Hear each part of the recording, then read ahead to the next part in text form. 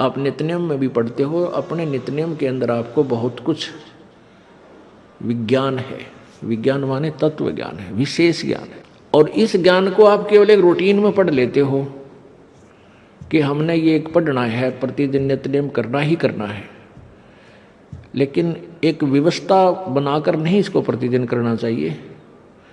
जितनी देर भी इसको सुनो, किसी भी पार्ट को, इसके नित्यनियम का जितना भी बुद्धि मन निश्चल हो तेरा आपका, तो ये विचार करे कि इसमें क्या बोला है मालिक ने अपनी वाणी में, क्या आदेश है तेरे लिए। क्योंकि आप पौन घंटा नित्यनेम करते हो, इसमें ज़्यादा से ज़्यादा आपका मन 20% इस नित्यनेम के अंदर आप 20% ही सुन पाते हो। उस 20% को भी यदि आप विचार करो डेली कि इसमें क्या आदेश है मालिक का, और फिर अपने जीवन को सारा दिन, उस दिन को ऐसे ही सुचारू रखो। क्योंकि आपको घर से निकलने से पहले ये पढ़ा इसलिए जाता है कि आपके साथ रास्ते में कोई निकम्मा भी टकराओगा, कोई गाली देने वाला भी मिलेगा, कोई बुंडा भी बोलेगा, कितना कोई आंट भी लावेगा। तो उनके साथ आपने कैसे व्यवहार करना है। आवत गाली एक है, उल्टा हो अनेक, और कह कबीर ना उलटियो वा रहे एक की एक। इसको पढ़ना नहीं है। मान ले कोई बुंडा बोला है, गलत बोलता है, गाली देता है,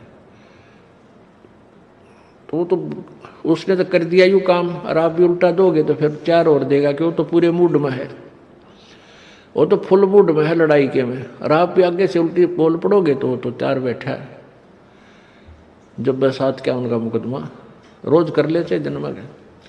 तो कहते परमात्मा आवत गाड़ी एक है, उल्टा हो अनेक, और कह कबीर ना उलटियो रहे एक का एक।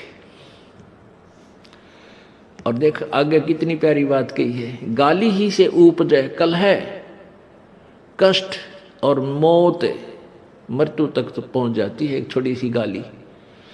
गाली ही से उपजे कलह, कष्ट और मीच, हार चले सो संत है, लाग मरे सो नीच।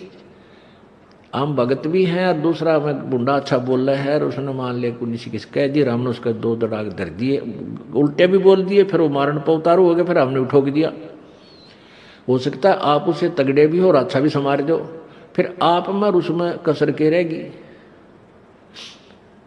आप तगड़े भी हो और आपसे हल्का आदमी भी आपने बूढ़ा अच्छा बोला है, उसने बालक समझ के अनजान है, उससे बचो।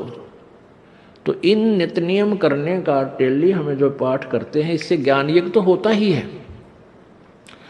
ज्ञान यज्ञ के साथ हमने समाधान भी इसका साथ पैरेलल करना पड़ेगा, तभी इसके पढ़ने का लाभ है। एक लाभ तो हो गया ज्ञान यज्ञ का, और उसके ऊपर अमल हमने किया नहीं, उसका काम फिर सारा बिगड़ गया।